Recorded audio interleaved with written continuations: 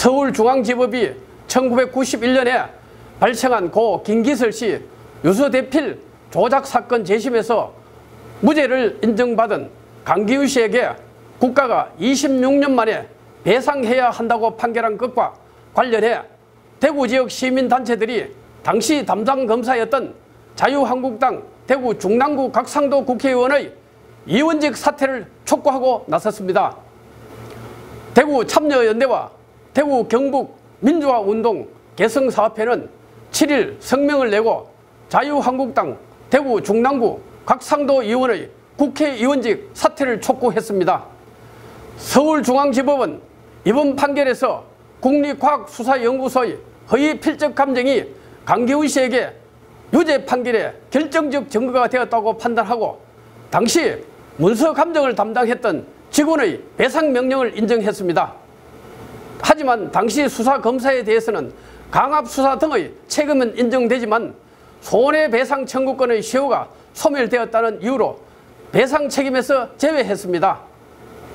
이에 대해 대구 참여연대와 대구 경북 민주화운동 개성사업회는 7일 성명을 통해 검사에게 손해배상의 법적 의무는 없다 하더라도 죄는 매우 무거운 것이므로 반드시 그 행위에 대한 책임을 져야 한다며 그 책임자 중 한 사람이 바로 곽상도 의원이라고 주장했습니다.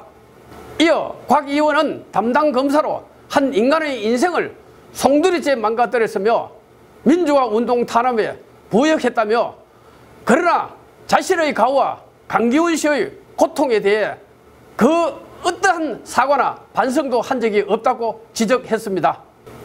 이들은 이런 사람이 국회의원 배지를 달고 국민의 대표로 국회윤리특위위원으로 버젓이 행세하는 것은 역사와 후세들에게 부끄러운 일이며 대구 시민을 조롱하는 것이라며 곽 의원은 적폐청산 대구 인물 최상위에 올려야 마땅하다고 주장했습니다. 한편 강기훈 유서대필 조작 사건은 1991년 5월 8일 당시 김기설 전국민족민주연합 사회부장의 분신자살 사건에 대해 검찰이 김기설의 친구였던 당국대학교 화학과 재학생 강기훈이 김기설의 유서를 대필하고 자살을 방조했다는 혐의로 기소해 처벌한 인권침해 사건을 말합니다. 강기훈은 법원으로부터 목격자 등 직접적인 증거도 없이 국과수의 필적 감정 결과 정황에 따라 자살 방조 및 국가보안법 위반으로 징역 3년에 자격정지 1년 6월을 선고받고 1994년 8월 17일 만기 출소했습니다. 하지만 사건 발생 16년 만인 2007년 11월 13일 대한민국 진실화해를 위한 과거사 정리위원회는 제58차 전원위원회 회의에서 강기훈 유서대필 의혹 사건에 대한 진실규명 결정을 내리고 국가의 사과와 재심 등을 조치를 취할 것을 권고했습니다. 이에 따라 2012년 대법원의 재심이 개시되었으며 2014년 2월 13일 재심 판결에서 서울고등법원은 당시 검찰이 제시한 필적 감정이 신빙성이 없으며 유서대필 및 자살 방조에 대해 무혐의 무죄로 재판결하였습니다. 이에 검찰이 판결에 불복하여 대법원에 상고하였고 2015년 5월 14일 대법원은 검찰의 상고를 기각하고 재심에서 강기훈의 무죄를 선고한 원심을 확정했습니다.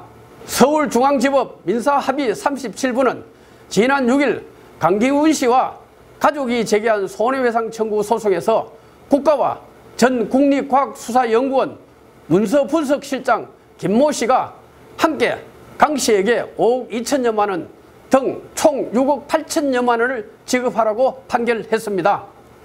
재판부는 강 씨가 이미 형사재판 재심에서 무죄 판결을 확정받은 이상 민사상 보상의 필요성이 인정된다며 유서를 대신 써서 자살을 강요했다는 오명을 썼고 명예를 심각하게 훼손당했다고 설명했습니다.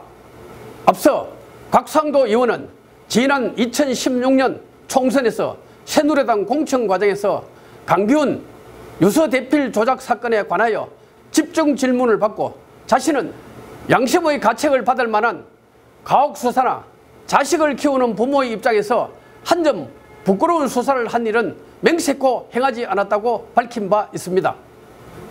상황이 바뀐 지금도 똑같은 말을 할 수 있을지 매우 궁금합니다. 지금까지 대기자 이강문이었습니다.